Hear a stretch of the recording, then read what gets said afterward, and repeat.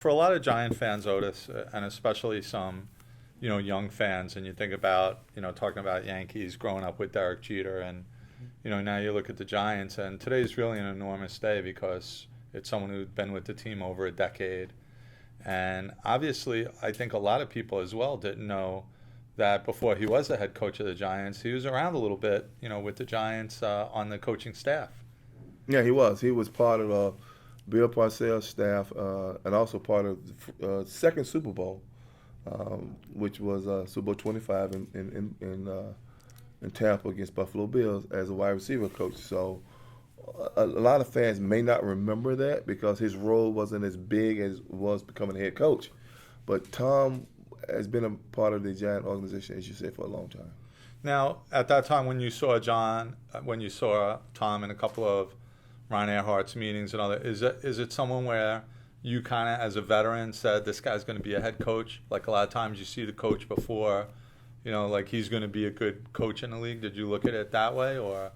Well, Tom was a tightwad back then. His butthole stayed as tight as a flea's butt, But you couldn't get Tom to loosen up at all. It was always he was so strict with the rules and how things should be done that the players used to try to do pranks just to get Tom to loosen up. I mean, they would hide from him, and we would go for lunch, and then all the other groups would come back and be sitting in the meeting room waiting on, get ready to start the meeting, and Tom would go like, God, man, I can't find the guys. Where are they?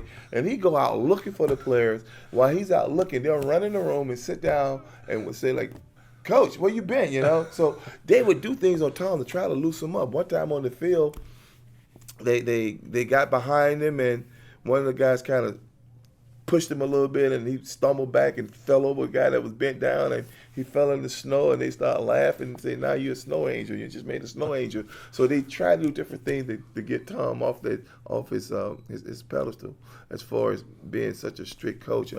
No, I didn't envision him being a coach. I knew he had it in him because the way he did everything.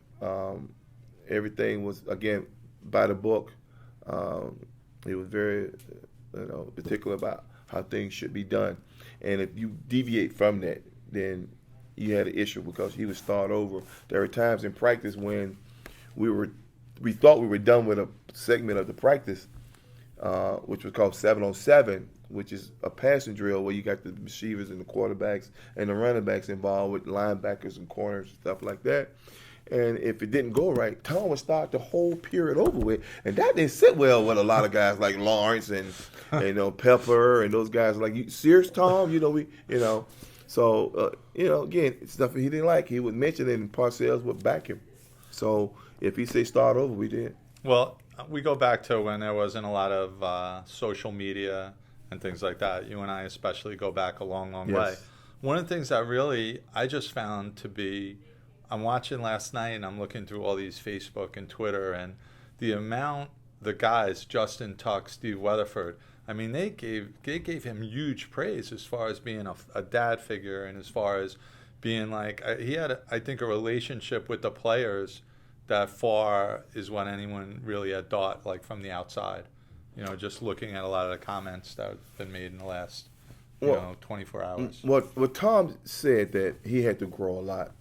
When he first took over in Jacksonville, him and the players did not see eye to eye. A lot of players revoked what he was trying to do. He got rid of a lot of players, and nobody thought that they could play for Tom because of how he was so regimented and military-like. And there was no give and take with Tom early on in his career. It was Tom way or the highway. So Tom had to do a lot of adjustment as far as learning the character of players, learning how to deal with a player individually. Because one thing that Bill was so good at, and I'm gonna always refer back to Bill, is because Bill had a way of talking to each player and knowing how to push certain players' button to get the best out of them. And Tom had just one button, and he pressed it, and he didn't care how it came out. Whether it affected you or not, it didn't matter. And he had a lot of growing to do. And I think his biggest growth came in was just before the run in Super Bowl 50. 42, when him and Strahan and those guys bought into it. They finally bought into Each Tom, other. and Tom finally bought into what they were talking about as far as player relationship with the coaches.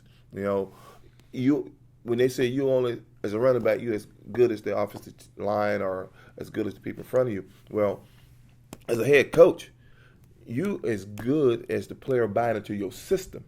If the player don't buy into your system, you will never be successful. And those guys finally bought into Tom's system, his philosophy, and they became champions. And Tom took off. But prior to that, he had a very early a thing with Jacksonville, but he did get them to, I think, the playoff or the Super Bowl. I forget what he did with them, but he made them a winner, and the organization had never had achieved that before. So Tom had that quality in him, but it took him a while to adjust to the way the players play and think in the 20th century. Absolutely. Now, we normally keep these interviews. We don't keep them. They're never really controversial. We don't get into anything. But I think we got to get into one little thing today is we had these 4 Giants Super Bowl teams. We had 86. We had 90, 2007, 2012. What team is winning it all out of those 4? If those 4 teams met in kind of like a college playoff and those 4 teams, two teams came to a championship, what is, of those 4 brilliant, amazing Super Bowl teams, you've seen it all, you've played on them, what do you think is all in all? What do you think is the best team out of those 4? Well, if you're talking about athletes and being athletic, I would go with, I was fortunate to play with 21 and 25. 21 might have been the most gifted of them all as far as talent. Okay. 25 was the surprise of them all because we didn't have the greatness that they had in 21. 21, we had Sims, we had Harry Carson, we had George Martin, we had great leaders, we had Lawrence at his best, and Pepper was just coming along, and Leonard. So those guys were just starting to find themselves. And then you go to Super Bowl 25, I also had Joe Mars and Bavaro and McConkey. So you had a nucleus of just great athletes on that team. One of the best defense ever assembled together, and they knew they could win, and they went out and proved it. Super Bowl 25, we had a backup quarterback, an old running back, and you got 2 elements right there that spell disaster when you're trying to compete on a large field or frame of being equal, playing against a team when we played with Buffalo who had just demolished everybody. They did. So, we were the surprise one. Nobody thought we should have won, so we were the surprise one. And then you go until Super Bowl 42, and you look at Eli Manning, who early on nobody thought that he would be as good as Peyton or even come close to what his brother was trying to do. His brother was probably one gifted athlete that has never won a Super Bowl at that time, but has been in the runnings for it. And here his younger brother coming along and having an opportunity to do that. So that team was spearheaded by Strahan and Justin, Tuck and those OC. guys, and they were the hungriest of all of us. I would say out of those 2 Super Bowl, out of the first 2. Athletically, we're better athletes than they are. If you go man for man and line us up, we would kick their butts hands down. That wouldn't even be close. And then the last Super Bowl, the one that just won. Well, you saw that. I mean, they're a bunch of kids. They babies, man. We smacked them around like they stepchild. You know what I'm saying? So again, if I had to pick a Super Bowl athletically, Super Bowl 21 would probably be the hardest one to beat if we did like a superstar competition, yes. Which I think would be a great idea. Somebody put that together. I think it'd be a good idea for Steiner Sports to do something like that. And we'll find out. And we'll do it in golf. because that's something that we all can do. We're not too old. If it got to do with running, well, the young boys gonna win, hands down. No doubt. Super Bowl 42 and 45 or 47, whichever one it is, they're gonna beat us hands down. Okay, but now you're talking about golf where it doesn't matter. Age is not a factor in this here. I think it's gonna be 21-25 gonna be in the hunt. Because you break it down, I say you break it down this way. You get Sims as the leader on that group 21, and then you can pick me or Costello for 25. You get Strahan for 42, and then Eli can anchor in the last one. Okay. Now from those teams, you can pick your players. Okay, and I think you can pick 5 players and put some sponsors with it, man, and it'd be a great show.